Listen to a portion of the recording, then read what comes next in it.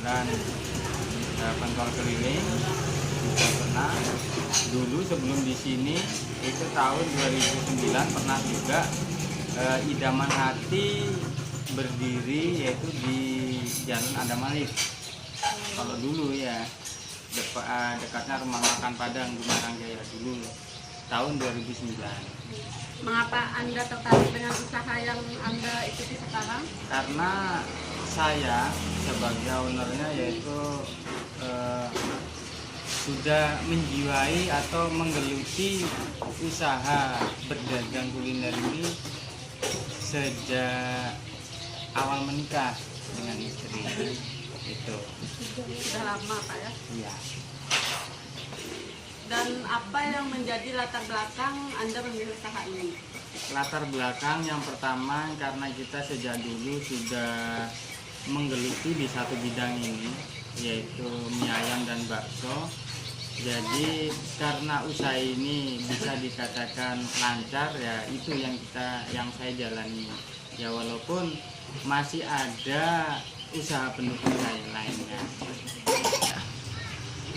Berapa dan berasal dari manakah modal awal usaha ini? Karena usaha ini sudah dikerjakan atau dilakukan sejak lama. Itu ya pertama sebelum saya itu bergelut di usaha kuliner ini pernah juga yaitu jadi kerja bangunan sebagai tukang. Jadi ada uang sedikit lalu digunakan untuk modal berdagang mie ayam dan bakso. Lalu berapakah omset per hari yang didapat? Kalau omset per hari relatif sih ya, nggak bisa dikatakan sekian ratus atau sekian puluh ribu atau sekian juta itu udah bisa dipastikan karena namanya jualan itu juga ada yang pasang surut, ada saatnya rame, ada saatnya sepi gitu. Berapa waktu yang dibutuhkan agar usaha Anda bisa berkembang seperti ini? Kalau usaha bisa berkembang hingga saat ini ya itu memang usaha ini dikerjakan sejak tahun 2009. Itu sudah mulai usaha merintis dengan keliling, jualan pentol keliling yang namanya juga idaman hati gitu loh. Jual mie ayam mangkal juga yang pernah saya katakan yang tadi itu karena keuletan ya bisa berkembang seperti ini dengan meningkatkan cita rasa dan kreativitas usaha itu.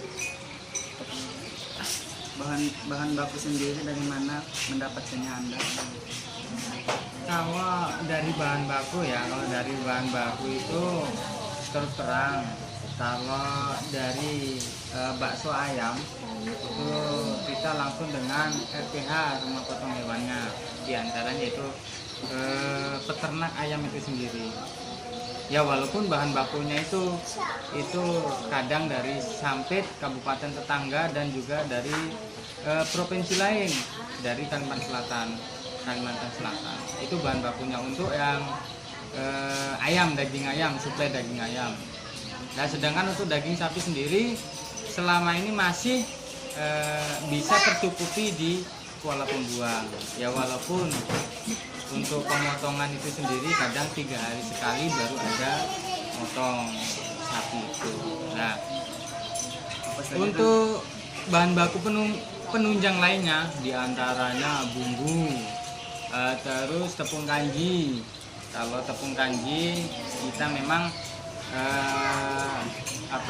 mengambil dari Jawa, karena untuk daerah kita sendiri belum bisa memproduksi tepung kanji. Kalau untuk bumbu saya langsung dari agennya yang dari sales. Ada yang dari Palangkaraya, dari Sampit untuk bahan. Apa saja kendala Anda dalam menjalankan bisnis ini?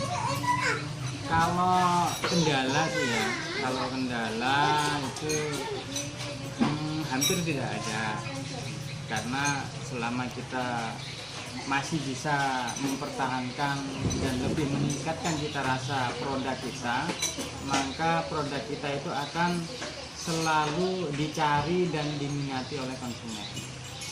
Tuh, kalau kendala cuaca, kendala hujan itu sih relatif aja, tidak ada kendala, tidak masalah. Apa saja suka duka dalam menjalankan bisnis ini? Suka dukanya yaitu kalau kita merintis dari dulu memang sejak awal, karena zaman perintisan, zaman pembabatan itu kan pernah juga keliling itu dapat 20.000, 28.000 itu awal-awalnya. Pernah juga pulang nggak bawa uang, itu yang dulu, tapi sekarang alhamdulillah. Berapa banyakkah Anda memiliki karyawan saat ini? Kalau saat ini ya, hingga saat ini karyawan saya itu ada 7 orang. 7 orang. Ya, 7 orang. Nah, ada laki-laki, ada perempuan, tapi tugasnya masing-masing. Yang 2 orang operator penggilingan, terus 2 orang bantu di rumah, 2 orang lagi ada yang masih keliling, menjajakan pada sepeda motor. Tuh, yang 1 orang yang bantu 2 orang. Jadi semuanya 7 orang. Apakah pemasukan dan pengeluaran yang terjadi pada usaha Anda, apakah Anda catat? Kalau pemasukan sama pengeluaran ya, itu untuk selama ini tidak pernah saya catat, karena usaha ini kan milik pribadi, milik keluarga ya kan, keluarga saya sendiri, dan tidak ada kaitannya dengan instansi lain. Jadi kalau menurut saya itu tidak perlu adanya catatan tentang pengeluaran dan pemasukan itu. Apa harapan Anda terhadap usaha ini agar lebih maju? Kalau harapan saya itu semoga saja usaha ini bisa bertahan dan semakin meningkat. Ya mungkin nanti Rumah Santai Idaman Hati ini bisa menambah menu dan menambah karyawan. Ada masukan dari masyarakat supaya bikin lalapan, bikin nasi goreng gitu kan. Ya insya Allah dengan berjalannya waktu nanti insya Allah mudah-mudahan bisa terwujud. Nah, lalu di sini apakah ada kunci sukses yang Anda miliki dalam menekuni usaha ini? Kalau kunci sukses ya itu setiap orang berbeda memang kunci suksesnya ya kan. Ada yang kunci sukses dari segi karyawan dulu, kita baik dengan karyawan ya kan, ramah dengan karyawan, itu juga menjadi kunci penunjang juga. Terus jangan lupa juga setelah kita mendapatkan hasil setiap bulannya itu karena ada hak dari fakir miskin yang harus kita keluarkan.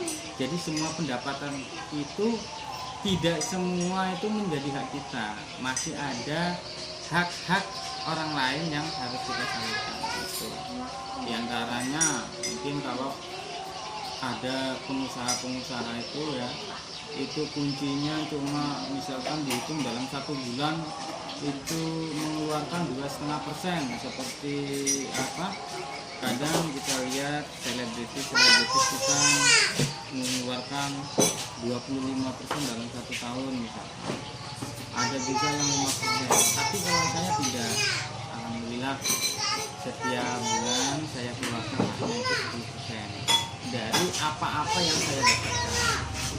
Jadi jangan mempunyai anggapan, jangan mempunyai image bahwasanya kita sukses itu nggak ada hak orang lain. Itu jangan, karena apa-apa yang kita sedekahkan, apa-apa yang kita berikan kepada Allah akan mengganti yang lebih banyak, yang lebih baik lagi. Gitu. Jangan juga gini ya, kadang kita mempunyai pendapatan besar ya kan. Dalam 1 bulan misalkan karena kita sudah maju, misalkan kita omset kita per bulan 100 juta misalkan ya. Terus jadi kita tidak mengeluarkan haknya tadi, mungkin untuk pembangunan musola, masjid, untuk anak yatim dan lainnya, itu jangan sampai tidak dikeluarkan gitu. Jadi kunci suksesnya semakin kita banyak mengeluarkan hasilnya tadi ya ke jalan Allah, itu maka Allah akan mengganti yang lebih banyak lagi. Tuh. Kalau saya ya alhamdulillah itu tadi 10% setiap bulan saya keluarkan untuk pembangunan tempat ibadah kita. Itu. Cuma ya itu kita kalau jangan sampai punya anggapan harta saya berkurang dengan adanya kita membantu bersedekah, itu jangan sampai, karena itu juga termasuk tips dan kunci sukses yang selain ini saya jalankan. Gitu. Alhamdulillah saya dengan istri itu kompak ya, kalau masalah ini tidak ada hambatan, tidak ada kendala ya. Saatnya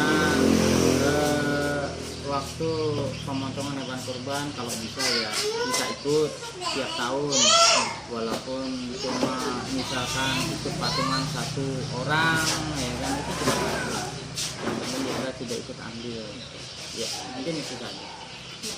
Sekian wawancara dari kami, kurang lebihnya kami mohon maaf. Wassalamualaikum warahmatullahi wabarakatuh. Mana menurut Anda setelah makan di tempat ini? Menurut saya sih makanannya enak sih, semuanya enak, adonannya enak.